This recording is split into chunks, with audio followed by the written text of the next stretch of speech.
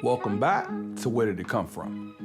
My name is John L, and today we're diving into the backstory of one of the most iconic hip-hop anthems of the early 2000s, Still Fly by the Big Tymers. Still Fly dropped on March 12, 2002 as the lead single from the Big Tymers' fourth studio album, Hood Rich, which came out just a few weeks later on April 30th, 2002. The single took off, peaking at number 11 on the Billboard Hot 100 in a stacked era of music, going up against hits like Hot in Here by Nelly, Without Me by Eminem, Old Boy by Cameron featuring Joel Santana, 1,000 Miles by Vanessa Carlton, Foolish by Ashanti, and more. Meanwhile, Hood Rich itself went on to become RIAA certified platinum, cementing the Big Tymers as one of the defining acts of the Cash Money run. The record was produced by Mannie Fresh, who wasn't just behind this beat, but the sound of Cash Money's golden era.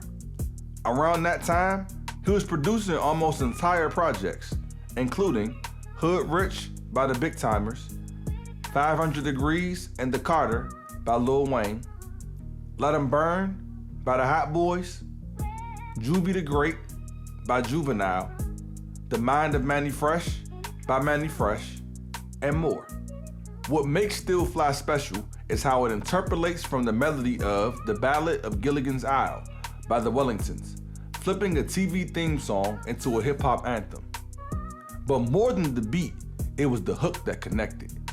Mannie Fresh revealed that nobody else at Cash Money even liked it at first, but he stood on it, saying, "The hook is bigger than the beat. This is relatable. I know it's a hit." And he was right, because the song captured a real-life conundrum. Spending irresponsibly, flexing money you don't really have, but still carrying yourself like you're fly. For so many people in that early 2000s era, especially coming up in hip-hop culture, that struggle was real. You might be broke, but the image, that was priceless. Mannie also explained that back then, his production machine could only handle about 8 sounds at a time. That means whether it was Still Fly, Juvenile, or Lil Wayne, it all came from that same stripped down palette. Compare that to today, when producers can stack unlimited layers on a computer. Mannie was building classics with limits. The Still Fly music video leans into comedy and exaggeration.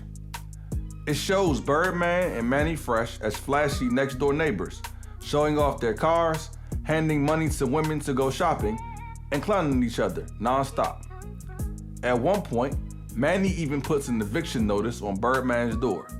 It's satire, parodying the high roller lifestyle while still flexing. And of course, you catch a cameo from young Lil Wayne, right on the cusp of his own takeover. The track was a radio smash that broke into pop culture. Vin Diesel's film, XXX, prominently featured the song, even putting it on the official soundtrack. It also proved that Cash Money could create an anthem that was for the streets and for the mainstream. And because of its theme, balling even when you're broke, it became a universal anthem. It was bigger than hip-hop. It was lifestyle. Still Fly was more than just a single. It was a statement. From Mannie Fresh's unique production style to the playful music video, it captured the spirit of Cash Money in the early 2000s. Bold, flashy, and unforgettable. 2 decades later, the track still hits the same. Let us know in the comment section what track you want us to dive into next. Until then, like, comment, subscribe, and keep the music playing.